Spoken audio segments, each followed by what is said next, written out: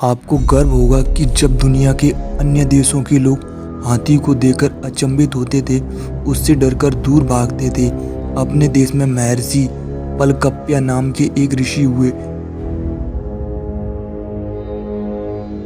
जिन्होंने हाथी के आकार, स्वभाव, गुणधर्म, रोग चिकित्सा, हाथी के प्रशिक्षण, साज सज्जा, देखरेख आदि को लेकर गज शास्त्र नामक ग्रंथ की रचना की।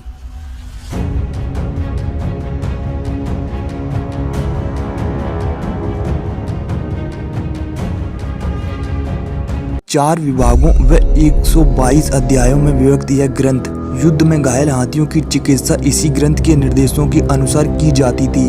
हाथियों की जटिल सर्जरी भी होती थी। अपने देश में भारत के राजघरानों में गज विभाग होता था, जहां गज शास्त्र का विद्वान गज अध्यक्ष के पद को सुभूषित करता था। मुंह मांगा उसे वेतन मिलता था। कौटिल्य के अर्थशास्त्र में भी इसका उल्लेख है। गज शास्त्र के रचयिता महर्षि ने हाथियों को दो भागों में विभाजित किया, युद्धों में काम आने वाले हाथी व युद्धों में काम न आने वाले साधारण परिवहन, माल ढुलाई में काम आने वाले हाथी। महर्षि ने पूर्वी भारत, सुमात्रा आदि के हाथियों को युद्ध के लिए सर्वाधिक उपयुक्त घोषित किया। महाभारत ग्रंथ ने भी इसका समर्थन किया है। वहाँ भी पूर्वी देशों के हाथियों को उत्तम बताया गया है।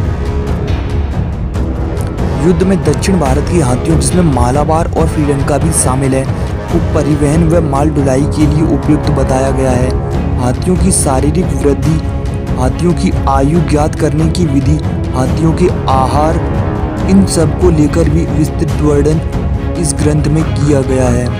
अन्य देशों के हाथियों की नस्लों का भी विस्तृत वर्णन किया गया है। हाथियों को पालतू सबसे पहले भारतवासियों ने ही बनाया था।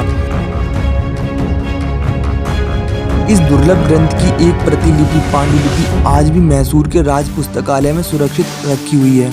अंग्रेजों ने इसका आधा अधूरा स्पष्ट संस्कृत न जानने के कारण अनुवाद किया।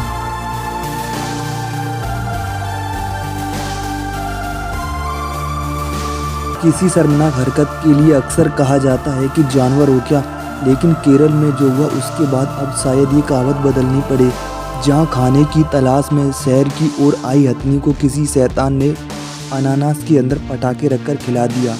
जैसे ही उसने खाने की कोशिश की, उसके मुंह के भीतर धमाके होने लगे और दर्द से छटपटाती हुई वो जंगल की ओर भागी। लेकिन यहाँ भी उसने इंसानियत नहीं छोड़ी।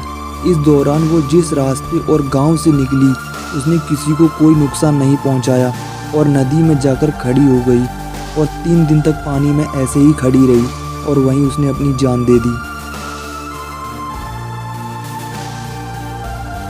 और जब पोस्टमार्टम हुआ तो डॉक्टर खुद भी रोने लगे। उन्होंने देखा कि वो हथनी अकेली नहीं मरी, उसके पेट में एक नन्ही जान भी पल रही थी। दरअसल किसी क्रूर इंसान ने 3 जानें ली हैं, हथनी की, उसके बच्चे की और उसके भरोसे की, जो उसने हम इंसानों पर किया।